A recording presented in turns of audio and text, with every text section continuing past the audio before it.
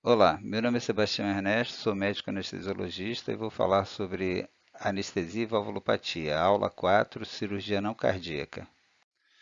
Pacientes candidatos à cirurgia não cardíaca que apresentem clínica de doença cardíaca devem ser investigados quanto à presença dessa doença, o tipo de doença, a gravidade da doença e se o diagnóstico for uma valvulopatia, então a capacidade funcional desse paciente deve ser investigada através tanto da história e levantamento de capacidade de exercícios ou de atividades físicas do dia a dia, para estabelecimento da capacidade metabólica ou, eventualmente, a realização de testes de esforço para esses pacientes.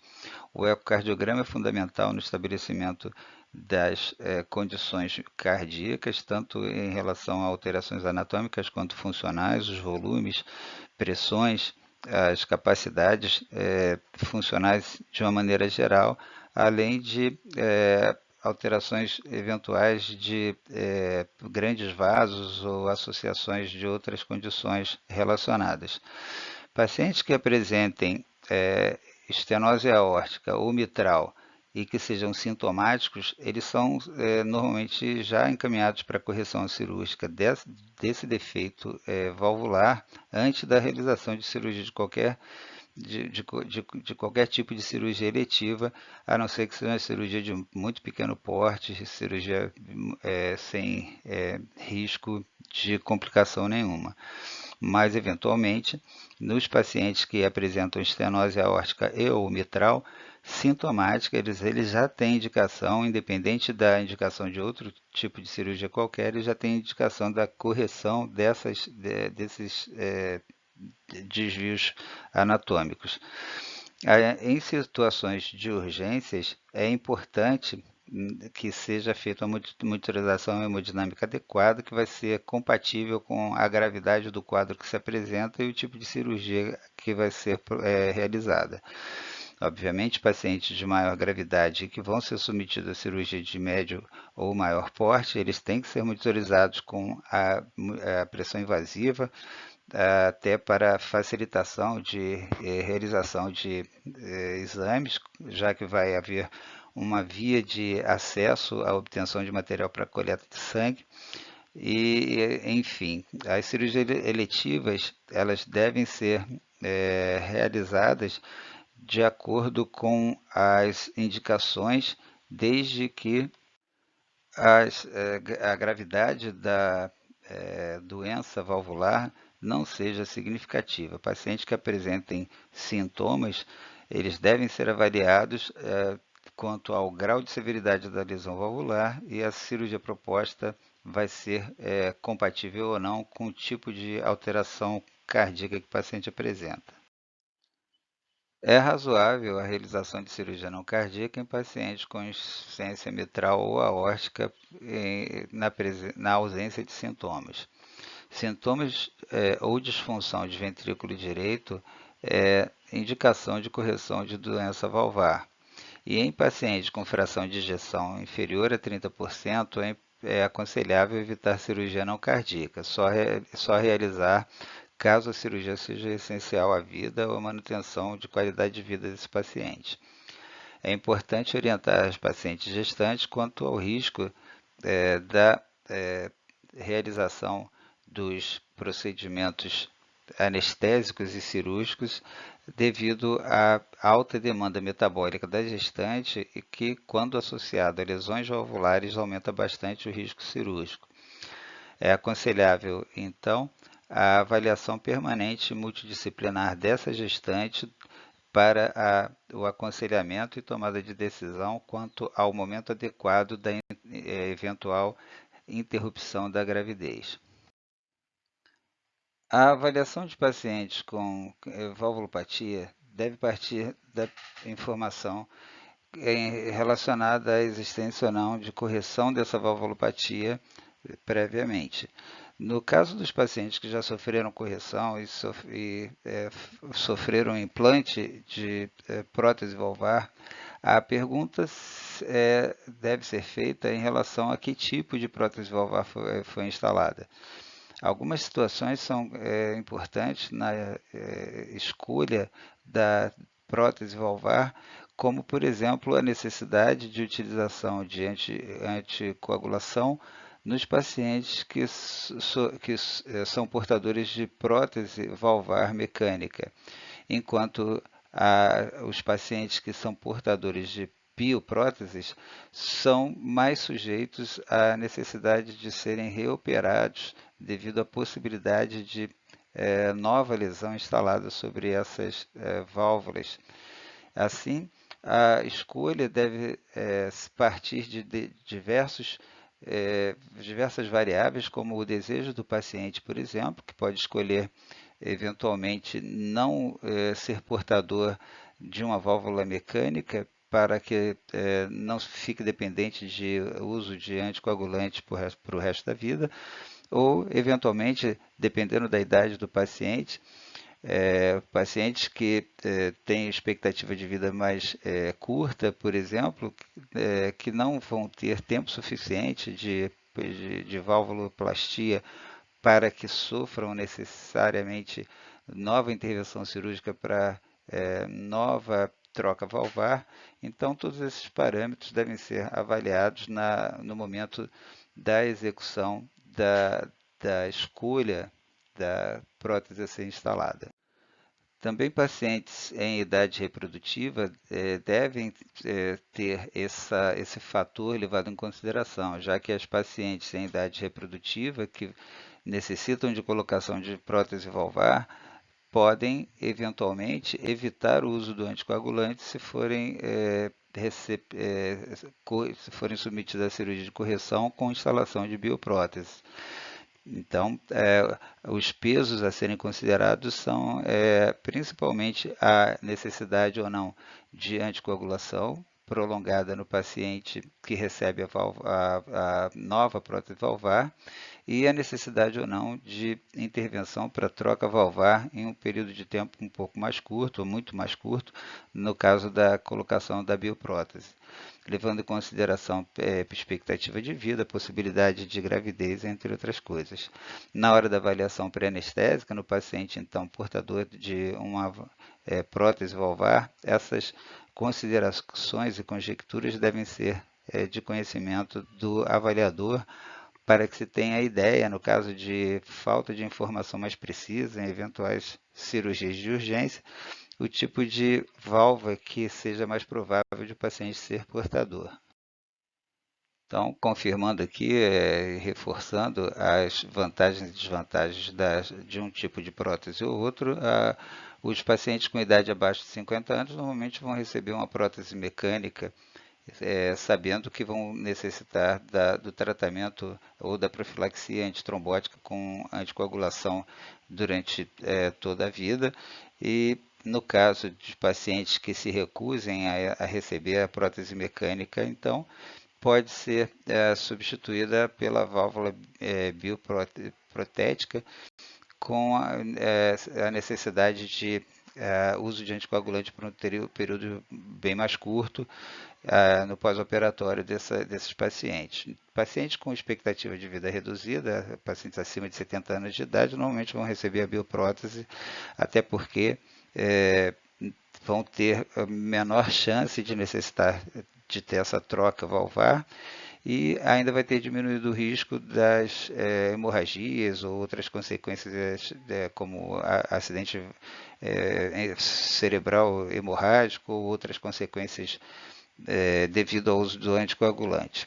Então, essas são alguns dos principais fatores que determinam a escolha da prótese, do tipo de prótese, obviamente levando em consideração tanto aspectos ligados ao paciente, quanto também aspectos ligados à idade do paciente.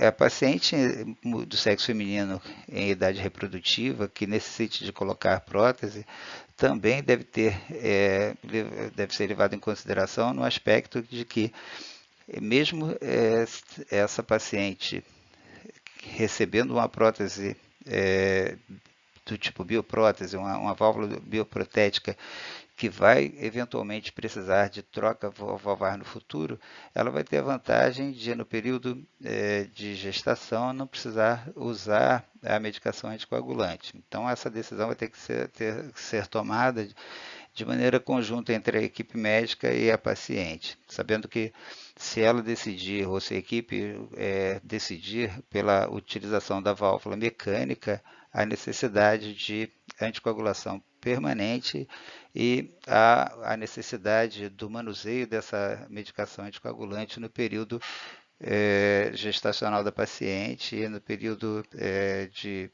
próximo ao parto normal cesariano.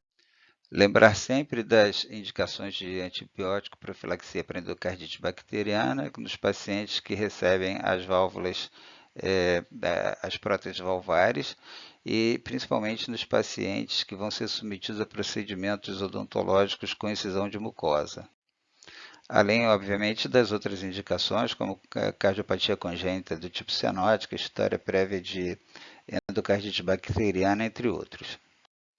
E relembrando as indicações de antibiótico profilaxia, então, nesses pacientes que têm esses riscos aumentados de endocardite bacteriana, como mencionado no diapositivo anterior, essa profilaxia deve ser recomendada nos pacientes que vão ser submetidos à cirurgia ou procedimento odontológico com incisão de mucosa.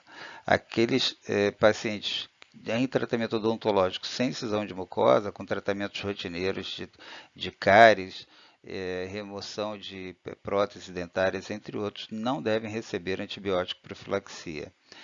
Os pacientes com indicação de tratamento ou exame diagnóstico com endoscopias respiratórias, gastrointestinais e procedimentos realizados sob pele e tecido celular subcutâneo não devem receber profilaxia antibiótica e o tratamento antibiótico deve ser realizado apenas em pacientes em vigência de infecção ativa.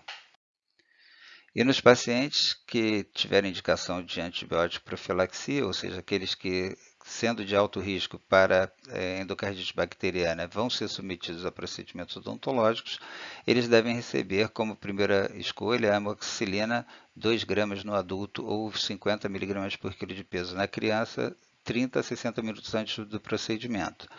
No caso da impossibilidade de administração oral, ela deve ser substituída por ampicilina ou cefazolina ou ceftriaxona por via intravenosa ou intramuscular, 1 ou 2 gramas por via intravenosa no adulto e 50 mg por quilo de peso na criança. No caso de alergia às penicilinas, a cefalexina ou a clindamicina ou azitromicina ou claritromicina devem ser administradas.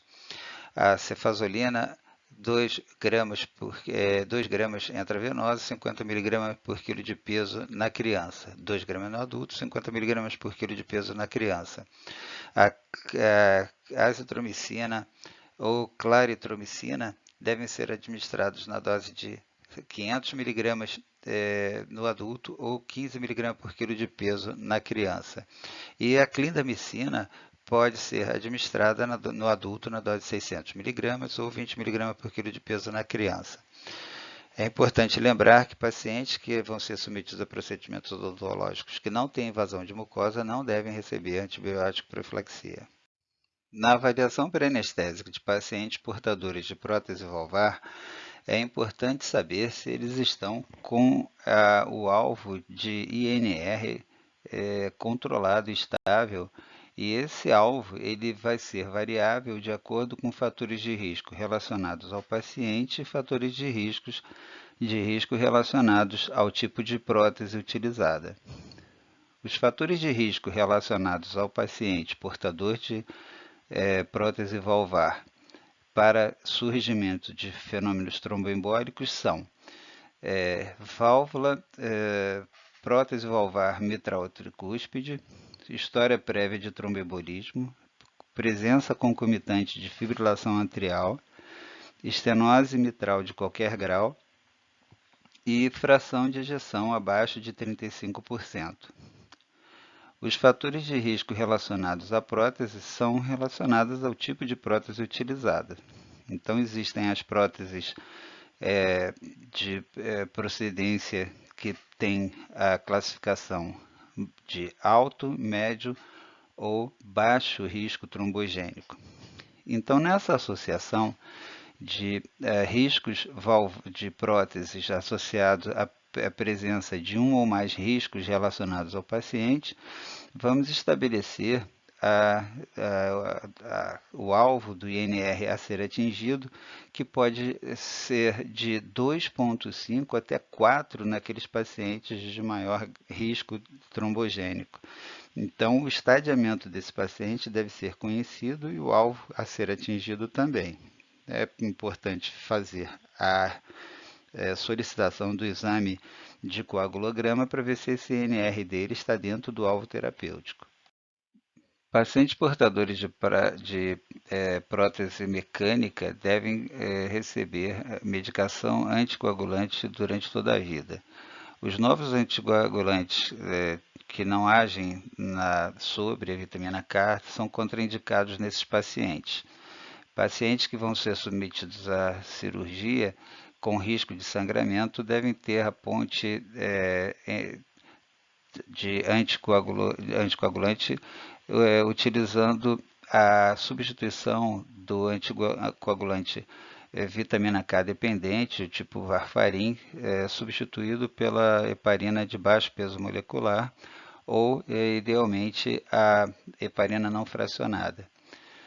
Essa substituição deve ser segundo protocolos de substituição do varfarin, com suspensão do varfarin 5 dias antes, iniciando a heparina no dia seguinte, e a suspensão da heparina de acordo com os protocolos que vão ser comentados mais adiante.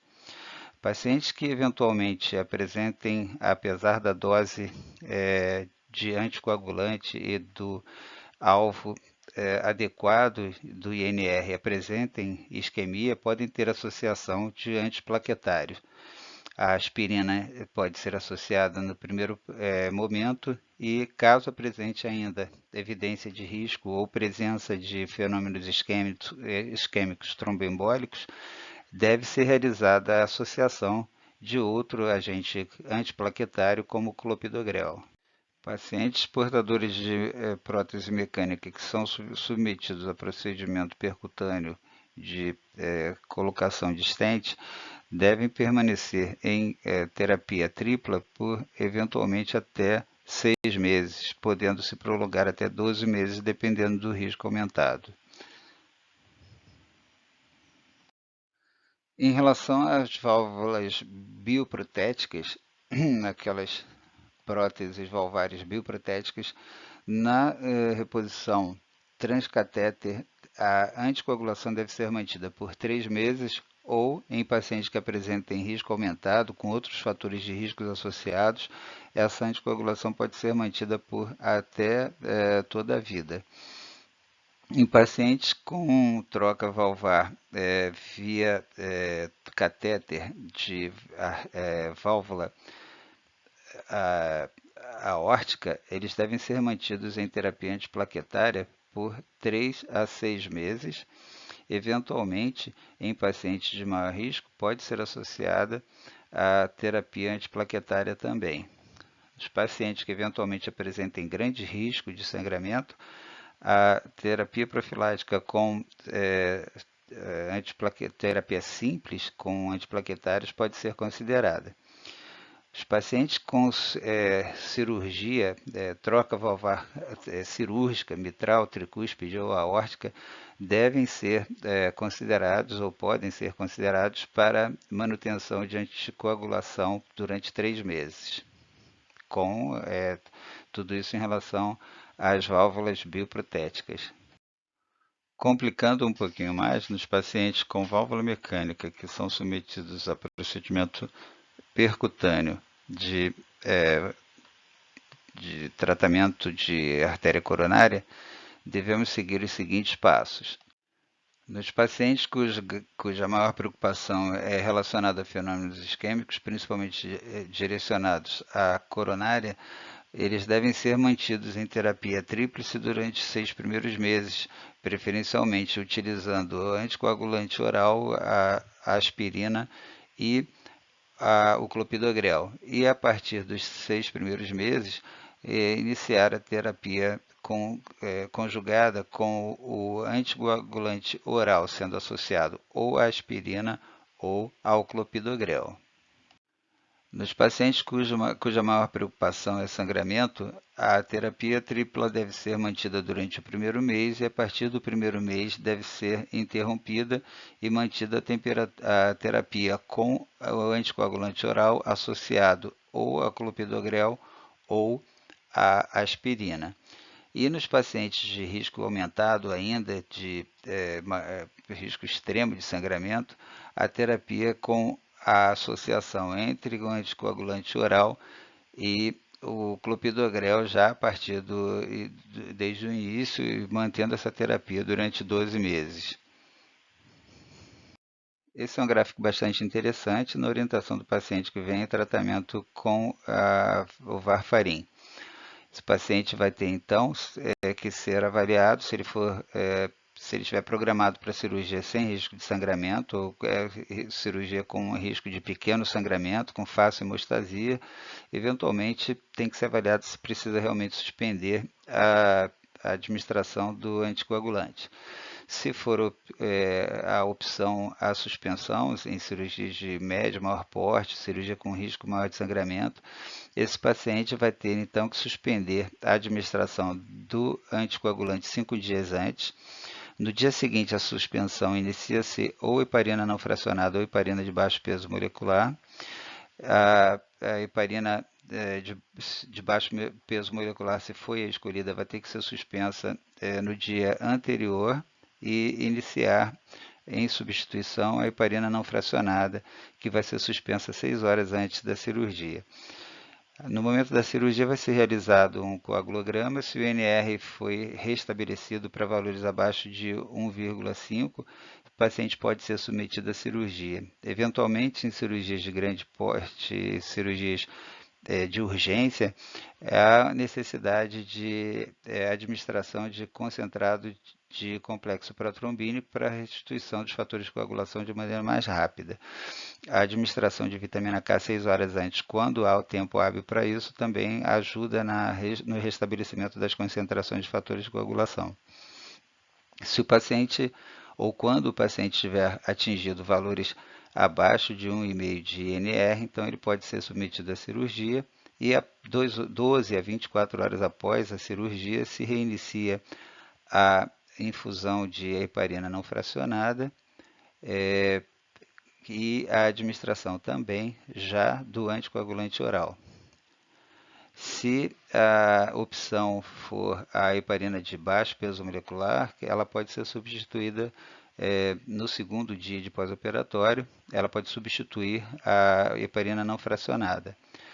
Quando o INR atingir valores terapêuticos para patologia ou para o tipo de válvula que ele possui, ou o tipo de quantidades de riscos que ele possui para eventos tromboembólicos, então ele atingindo o INR adequado para ele, a heparina é suspensa e ele continua então só com o anticoagulante oral.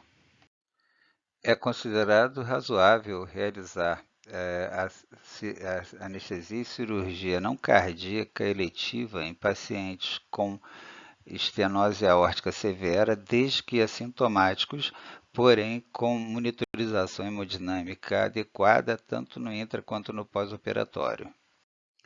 É considerado razoável realização de cirurgia não cardíaca em pacientes com regurgitação mitral severa, porém assintomáticos, assim como naqueles com regurgitação aórtica severa, também assintomáticos, desde que mantenham uma fração de ejeção normais e desde que se mantenha uma monitorização hemodinâmica adequada no intra e no pós-operatório.